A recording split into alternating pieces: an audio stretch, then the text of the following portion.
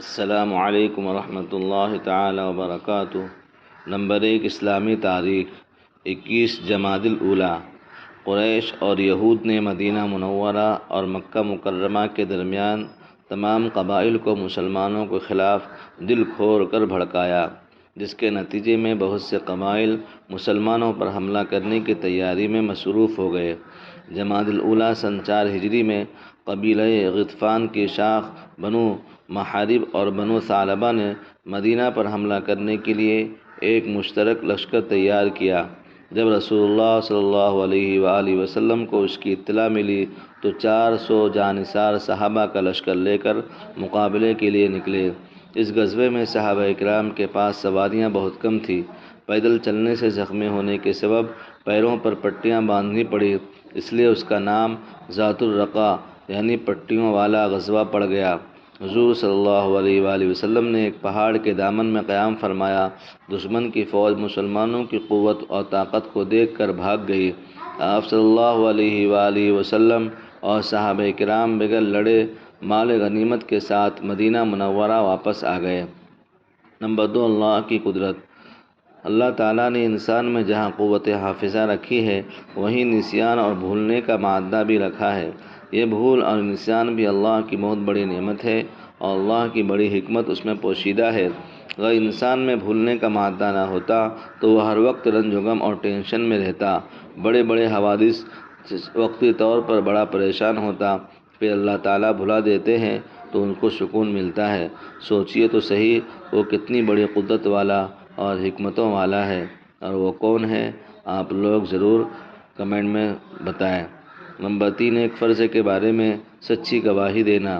قرآن میں اللہ تعالیٰ فرماتا ہے، ایمان والو، انصاف پر قائم رہتے ہوئے اللہ کے لیے گواہی دو، چاہے وہ تمہاری ذات، والدین اور رشتہ داروں کے خلاف ہی کیوں نہ ہو۔ فائدہ: سچی گواہی دینا اور جھوٹی گواہی دینے سے بچنا بہت ضروری ہے۔ نمبر 4، ایک سنت کے بارے میں دائیں طرف سے تقسیم کرنا۔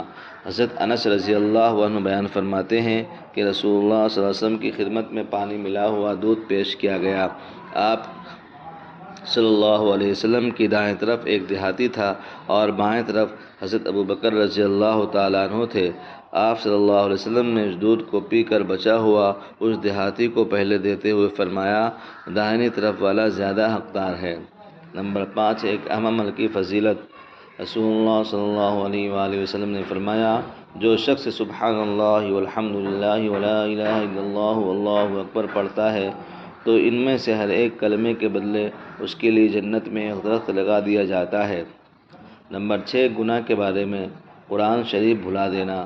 رسول اللہ صلی اللہ علیہ وآلہ وسلم نے فرمایا، جس شخص نے قرآن شریف حفظ کیا پھر اسے غفلت کی وجہ سے بھلا دیا تو وہ قیامت کے دن اللہ تعالیٰ سے اس حال میں ملاقات کرے گا کہ اس کا ہاتھ یا کوئی عضو کٹا ہوا ہوگا۔